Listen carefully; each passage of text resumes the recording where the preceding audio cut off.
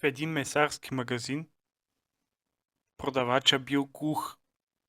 И как си пазарували хората? Кой каквото месо иска или там салам, показва част от тялото си и той му дава. И така влиза един, вади си оная работа, слага я на тезгяха и продавача му дава едно парче шпеков салам. И на опашката един дядо му казва: ай, момче, фани го извади един път и за мене, че ми писна цяла седмица да ям черва.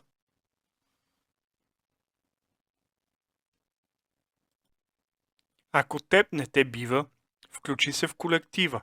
Колектива най-добре прикрива, че теб